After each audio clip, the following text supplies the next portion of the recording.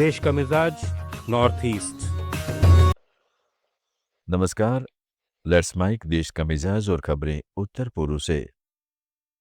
कांग्रेस महासचिव प्रियंका गांधी वाड्रा और भाजपा नेता अमित शाह दोनों ही आज असम में हैं। प्रियंका कल सुबह गुवाहाटी पहुंची, जबकि गृह मंत्री अमित शाह रात को सिलचर उतरे। प्रियंका ने भाजपा सरकार के खिलाफ 20 बिंदुओं वाली चार्जशीट जारी की। उन्होंने हेमंत सरकार पर भ्रष्टाचार, अल्पसंख्यकों में डर पैदा करने, 6 आदिवासी समुदायों को एसटी दर्जा न देने और चाय बागान मजदूरों की दैनिक मजदूरी नहीं बढ़ाने के आरोप लगाए।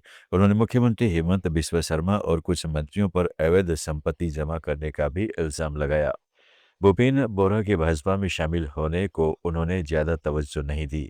अमित शाह ने भारत बांग्लादेश सीमा पर बीएसएफ की नटून पूर्व चौकी का दौरा किया और सीमा सुरक्षा की समीक्षा की। उन्होंने कैचर जिले में 6,839 करोड़ रुपए की योजना वाइब्रेंट विलेज के फेज 2 का शुभारंभ किया, जो 15 राज्यों के सीमावर्ती इलाकों के विकास पर केंद्रित है।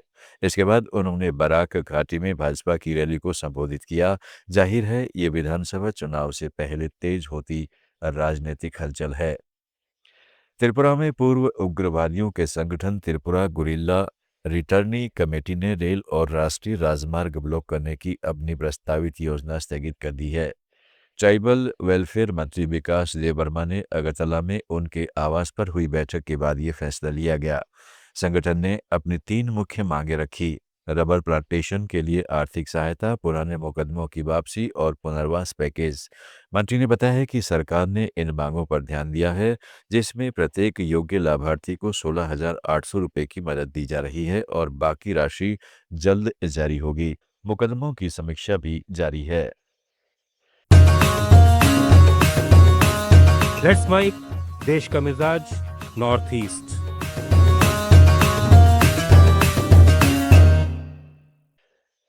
मेघालय में शिलांग सांसद रिंकू एंड्रयू जे सिंगकोन के अचानक निधन के सम्मान में शिलांग में विधानसभा की आज की कार्रवाई स्थगित कर दी गई। बिजनेस एडवाइजरी कमेटी ने स्पीकर के चैम्बर में बैठक कर ये निर्णय लिया।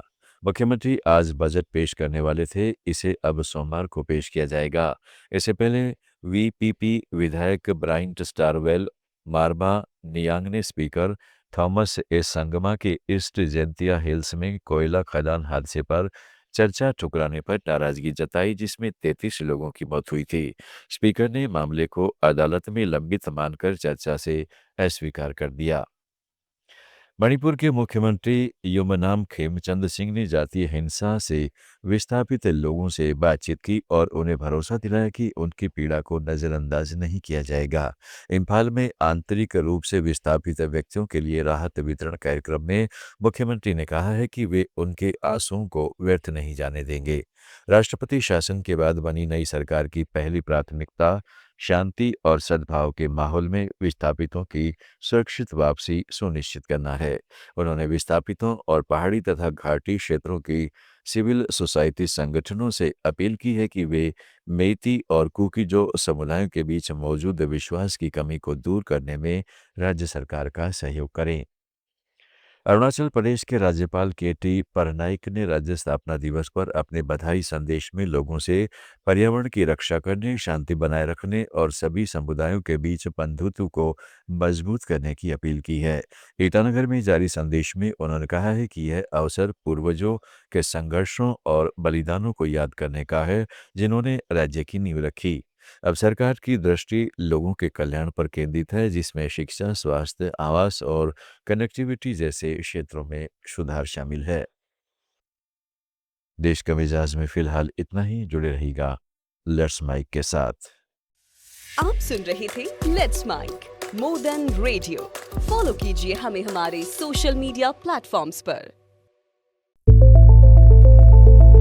It's time for news. It's time for More Than Radio.